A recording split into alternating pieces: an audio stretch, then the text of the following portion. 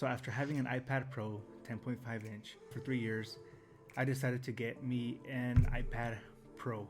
And I came across this, the Folio Touch by Logitech. So I ordered it from Amazon, and I really liked the packaging because it was no frustration. Literally, I just opened it up like this. There were no stickers, nothing blocking me from getting inside. And of course, right away you get your case. And that's pretty much it. Here are the instructions. I still haven't even opened them because it's just that easy to use.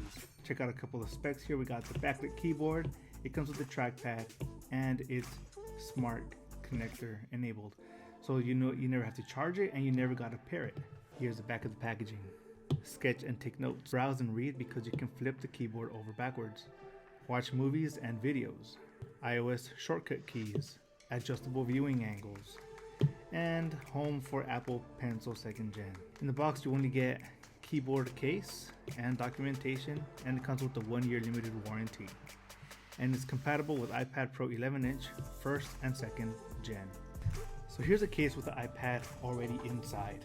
The very first thing I noticed was the color of the case. Even though it only comes in one color, it's a very pleasant color. It's somewhere between gray, kind of light gray, and the texture, it looks like it's some kind of cloth, like it would be a jean kind of fabric, but it's not. Like rubberized plastic kind of. Here's the back, and here's the hole for the lenses. There's the top, both speaker holes, microphone hole, power button. There's room for your Apple Pencil 2. Here are the texturized volume rocker buttons, charging port, and the 2 speakers. Another thing I noticed about the case was the attention to detail.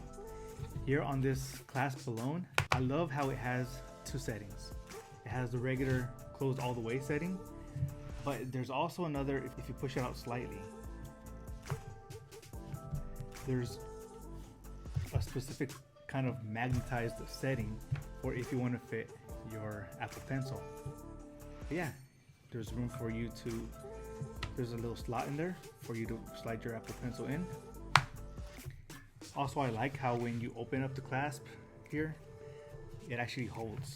It's magnetized and it stays there.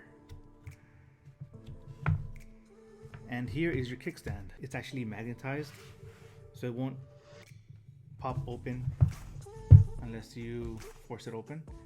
After this, the magnet is released, and from here on you can adjust it to any angle you want. There's no clicking, there's no set angles that you have to use it at. It's whatever angle you want to. So the widest it will go is about there. That's the widest angle it'll go at. So that's pretty flat. If you go any flatter than that, you might as well just close it and use it that way. Now on some surfaces, if you push it, it's gonna hold. However, if you pull it, it might open up like this. Of course, you just gotta adjust it and you'll be fine. Right now, when the screen is off, the buttons are not lit, so it's saving battery from your iPad.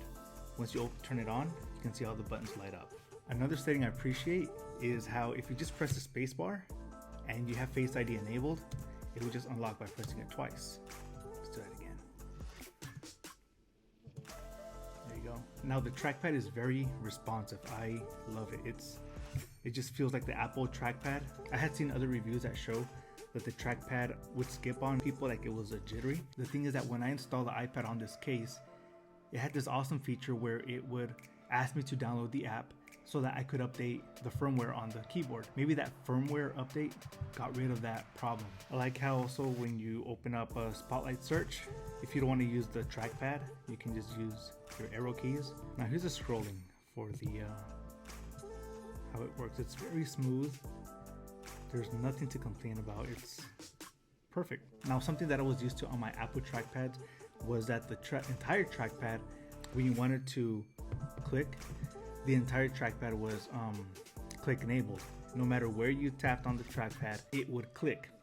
However, on this trackpad, this one works on a pivot, and the pivot is up here on top.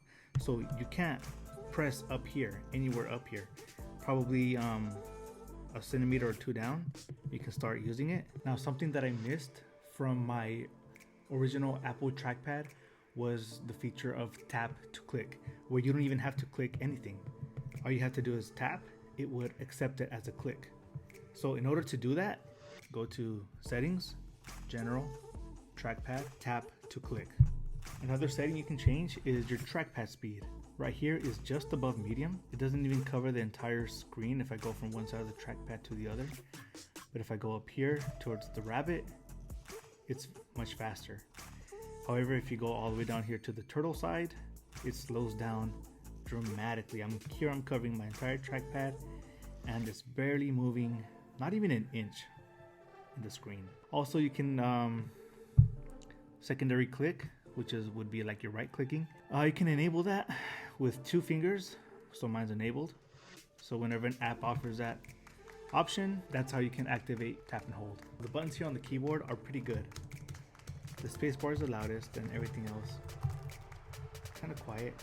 There's no wiggle room. I like that about these, that they wiggle very little as compared to other cheaper keyboards.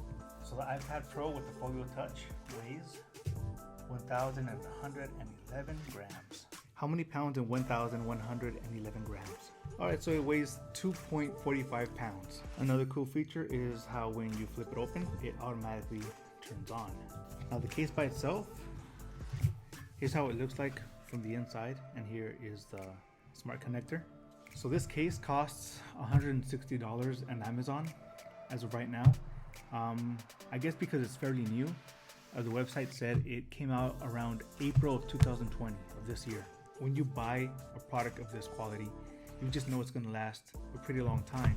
And if there is any stain, I know it's going to be easy to clean because of the rubberized plastic. It's probably going to deal pretty well with water and soap if you need to rub some kind of stain off of it.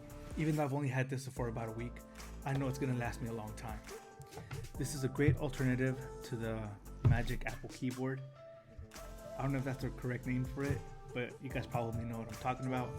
It's hinged, doesn't have the entire rubber casing, plus it has a USB-C port on the hinge. I feel like I'm going to be happier with this product than the other one, simply because another feature that this keyboard offers is all these option keys up on top. You got your home, your dimmer, if you want your on-screen keyboard to activate, spotlight search. You can even dim or brighten the keys. You got your play, rewind, and fast forward buttons, mute, volume, and your lock button. I know Apple's keyboard doesn't have all that. You have to think about what works for you, and this definitely works for me. Probably one last concern that people might have regarding this keyboard is that, yes, we know it's not rechargeable, so obviously it draws its power from the iPad. So I did a brief investigation and I couldn't find much except this one article from 9to5Mac. Here's a comment I found. I expected better battery life with the backlight of the Magic Keyboard off, but it still wasn't nearly as much of a reduction as I anticipated.